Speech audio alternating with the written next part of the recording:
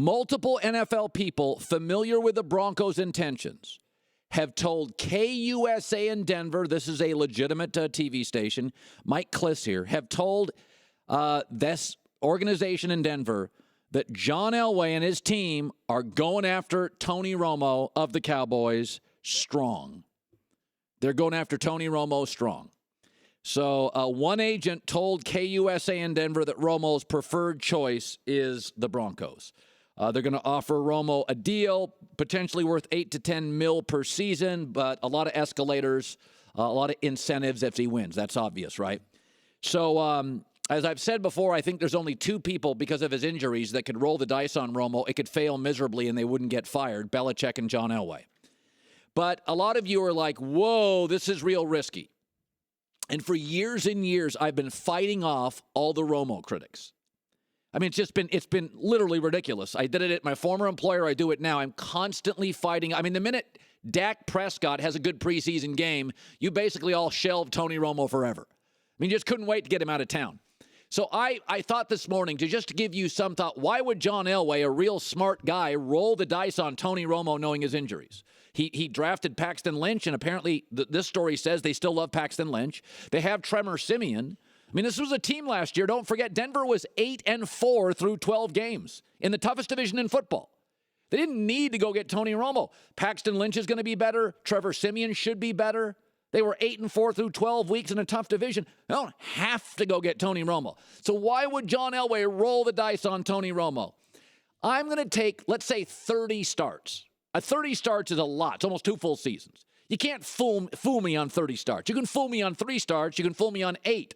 The Wildcat worked for a year in the NFL. But let's just take 30 NFL starts.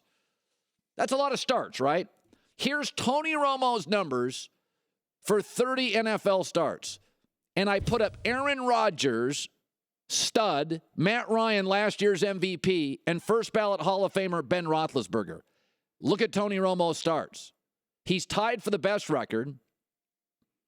His completion percentage is only second to Matt Ryan. His touchdown passes are better than all but Aaron Rodgers, and his quarterback rating is better than Matt Ryan. Isn't that funny? Aaron Rodgers, who has a better home field advantage than Tony Romo, has a better general manager, the perception, than Tony Romo, has the better head coach than Tony Romo. Look at Aaron Rodgers' numbers last 30 starts. Look at the MVP Matt Ryan's last 30 starts. Look at Hall of Famer Big Ben's last 30 starts with the Pittsburgh Steelers. And by the way, I'm talking Packers and Pittsburgh Steelers. Those are 2 of the 5 best organizations for the last 25 years in this league. And then look at Tony Romo's numbers. Wins, tied for the most. Completion percentage, and by the way, when Tony was playing for the Cowboys, that offensive line is not as good as it is now. Touchdowns, passer rating, there you go. So for everybody that dogs on Tony Romo, I threw up Aaron Rodgers, considered the best quarterback talent in the league, this year's MVP Matt Ryan, and a Hall of Famer Big Ben at an empirical NFL franchise, the Steelers. Look at Romo's numbers. And some of them came out of dysfunction. No defense. Offensive line isn't what it is. Ezekiel Elliott was not there. The tantrums of Dez Bryant. An aging Jason Witten. No defense.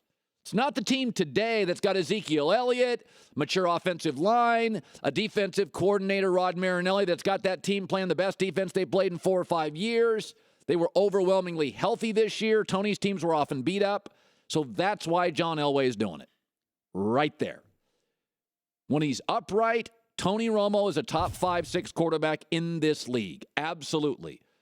Now, I don't think Denver's the first place I would pick. Tough division. I don't want to face Derek Carr twice a year, Phillip Rivers twice a year, and Andy Reid and Alex Smith twice a year. The division has all sorts of great pass rushers. Justin Houston, Khalil Mack, Joey Bosa. Cold weather. Tony Romo's sub 500 cold weather. I think Tony Romo is basically choosing John Elway. Just like some NBA players through the years have chosen Pat Riley, I think they're choosing John Elway. So that's the story out of Denver, that Denver wants him and Tony wants Denver. So if that's the case, congratulations to CBS, because they have those AFC games. And since Peyton Manning left, they could use a second story beyond Tom Brady and Bill Belichick. I can't wait for it to happen. If it happens, it's a great NFL city. And there you go.